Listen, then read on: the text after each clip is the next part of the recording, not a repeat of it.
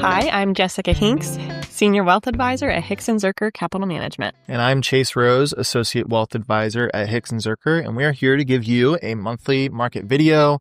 I'm looking forward to July and back at June. So, Jessica, will you get us started with how the markets performed? Sure.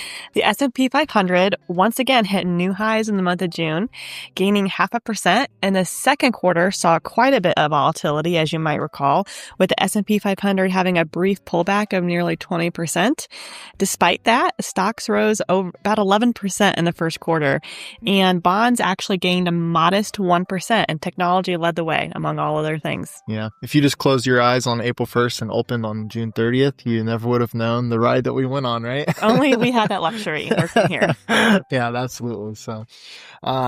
So another big emphasis over the last month is those tariffs that were imposed on April 2nd, which led to a lot of the volatility in quarter two.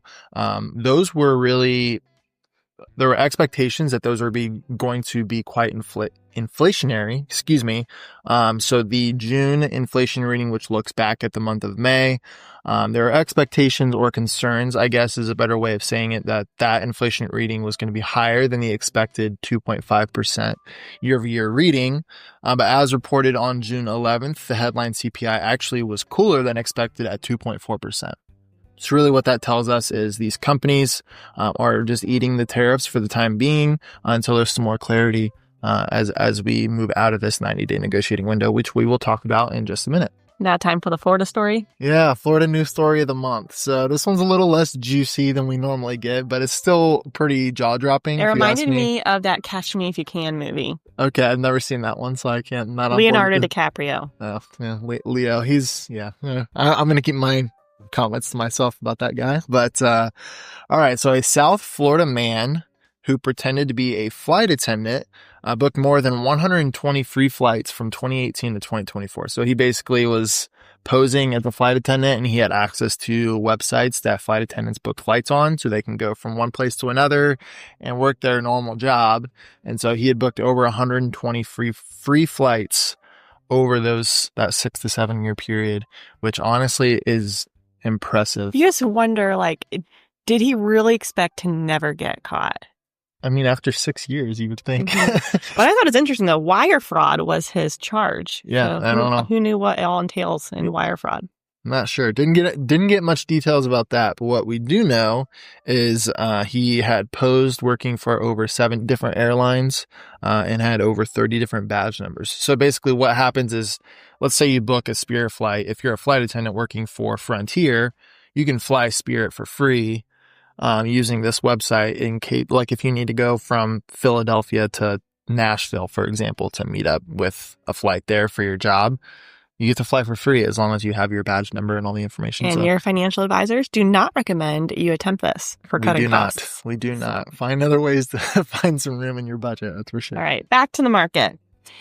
As of the future, month ahead, Canada recently did rescind their 3-month, 3% digital service tax. So that was a big deal for companies who provide digital services like Amazon, Meta, and Google. Mm-hmm. I read it was about $2 billion worth of tax that would have been owed.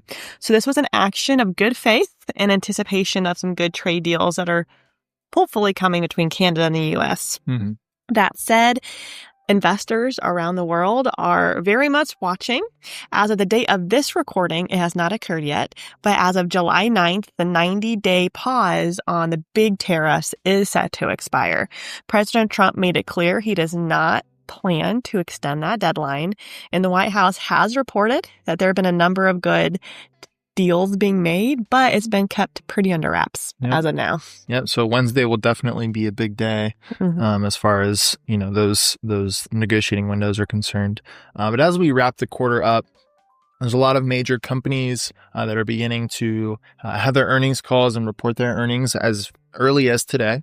And also we're keeping our eyes as normal on the inflationary readings, because in this tariff environment that is pretty important to keep your eyes on. We're also keeping an eye on the labor market, as the Federal Reserve, even just over the last few years or so, has continued to hold a lot of weight into how the markets are performing. So those are a lot of things that we're keeping our eye on. for this upcoming month. But there's definitely, with that tariff uncertainty, it's making a lot of companies, U.S. companies specifically, kind of hold in place as far as any plans for growth or investment and things like that, just because, tariffs can change in the snap of a finger. Uncertainty. There is so much uncertainty that they're not going to invest in anything significant at this time. So outside of that, if you have any questions or concerns about your portfolio or your financial situation, feel free to give us a call at 419-425-2400, or you can email us at hello@hzcapital.com, and we would love to talk with you. Until then, have a good month.